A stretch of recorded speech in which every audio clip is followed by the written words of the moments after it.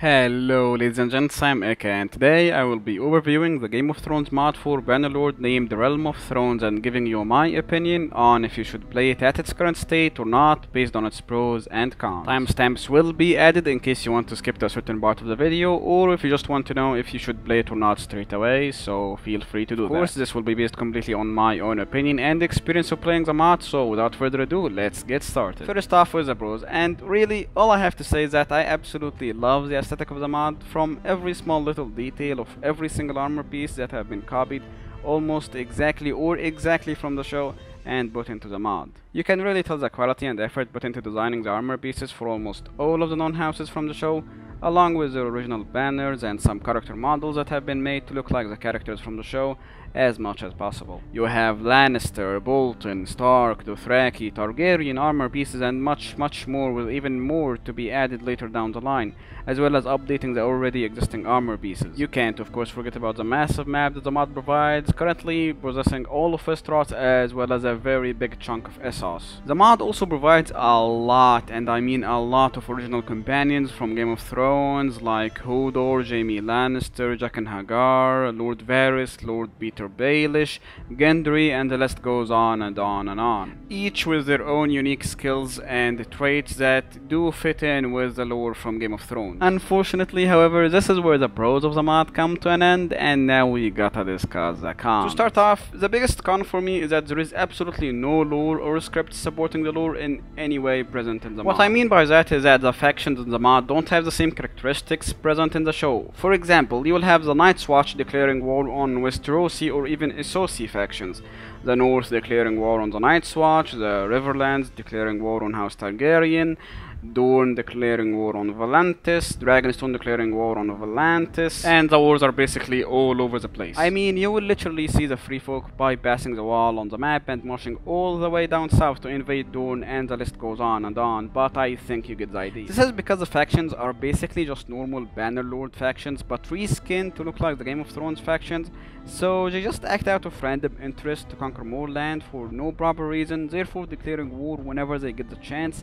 even if the faction they are declaring war upon is on the other side of the continent, or if in terms of lore they have absolutely no issue with. The clan distributions are also all over the place, where you have a faction called the Free Houses, and its description is basically that they are all unloyal vassals, so they truly swear allegiance to no specific lord. But then why would they all be in a faction together called the Free Houses and follow the banner of Bolton if that truly is the case? It just feels kinda weird and unimmersive in my opinion. You also have weird clans where every part of a dysfunctional family has their own clan that's part of a certain faction. For example, you have a clan called Baratheon Joffrey, which has allegiance to the Westerlands under Tywin Lannister, and then a clan named Baratheon Stannis, which is the ruler of the Dragonstone faction. Same case with the Mormonts, where you have a clan named Mormont Jeor, which is the ruler of the Night's Watch, and another clan by the name of Mormont Jorah, which is part of the House Targaryen. You could of course call this nitpicking since the mod is not finished yet, but again, I'm currently judging the mod in its current state and not at all trying to bash the mod or say that it's bad,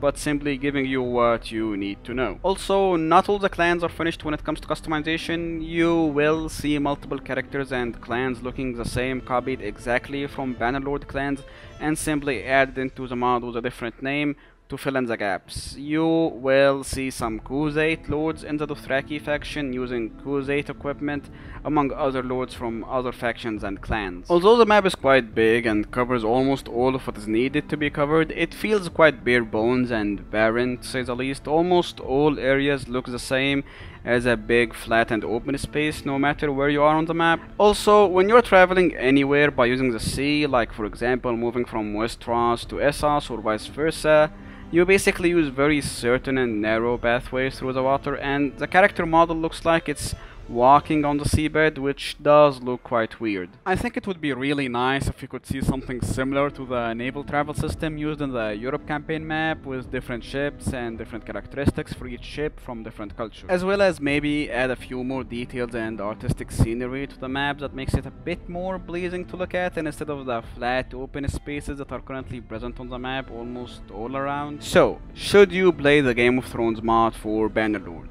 And the answer is gonna have to be It depends. What exactly are you looking for? Are you looking for a semi-complete Game of Thrones total conversion mod for Bannerlord, where you can play to your heart's content with accurate wars and lore and go up to a full long-term playthrough for your campaign?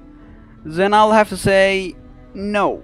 Unfortunately, you will not find that here in this mod yet, and will most likely get bored pretty soon into the campaign. But if you're looking for a few quick and fun battles where you get to experience the armors and the aesthetics that the mod has to provide so far, without thinking too much about everything, then I would say definitely go for it. The mod definitely has quite a few things of value that you would enjoy to experience. I would especially recommend playing it with the Serve as a Soldier mod, and just join a Lord's party from a faction you like and just sit back, relax, enjoy the battles and the armors without too much hassle and decision making. However, this is it for this mod overview. I hope you all enjoyed and found it helpful. If you did, please don't forget to give this video a thumbs up and maybe a subscribe if you would like to see more of this kind of content. Again, I hope you all enjoyed. I will see you next time, and please have a great day.